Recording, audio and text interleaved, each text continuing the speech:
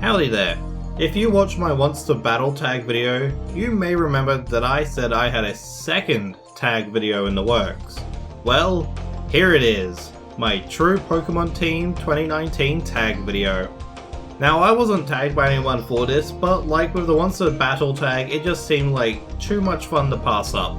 Of course, credit for the creation of the tag goes to the YouTuber Virtually Marti, and partial credit to Birdkeeper Toby for exposing me to it.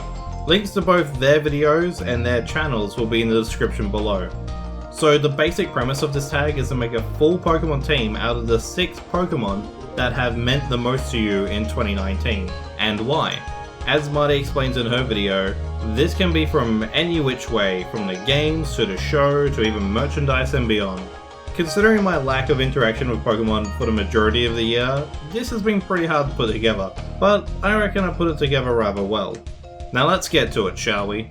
Starting us off, I have to give first call to Lombre.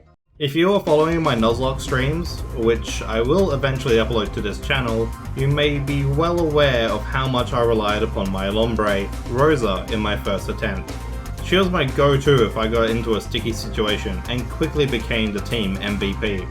After my first attempt failed, a second Lombre took up the same position in my last few streams in my new run just before Christmas. Thankfully, 5 badges into the second attempt, and Ricardo the Lombre is still with the team, though I will never forget the sacrifice made by Rosa. Following up one Nuzlocke choice with another is Ordino. Now, I've never put much thought into Ordino before. Pretty cute for sure, but I figured it was just another generic normal Pokemon. Also, I thought, my Ordino, named Brazen after a friend of mine, in my Pokemon Black Nuzlocke is a freaking tank. She has double slapped her way out of every situation I've thrown her into. Okay, sure, she'll probably fall off in the late game, but at only 3 badges in, she is, like Rosa the Lombre, the team MVP by a freaking mile.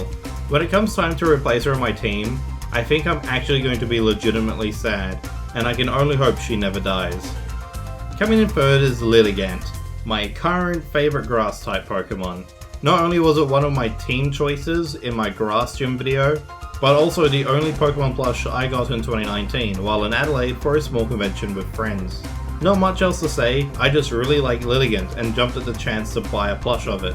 It probably says something that I got the Pokemon plush first before even looking at buying any of the other anime merch from the store I was in. 4th place goes to Mudkip, my favourite starter and water type Pokemon in one. Granted, it barely manages to place in this year, as it wasn't relevant until I started my Pokemon Emerald Nuzlocke streams. After the failure of my first run, in which my audience had chosen Trico as my starter, I started again with Mudkip. Not only has this significantly helped me survive the Hoenn region, but it has presented me the chance to sort of relive my original Emerald playthrough using the unstoppable Swampert if things go my way. Despite never playing Pokemon Sword and Shield, I had to give a place to Wooloo.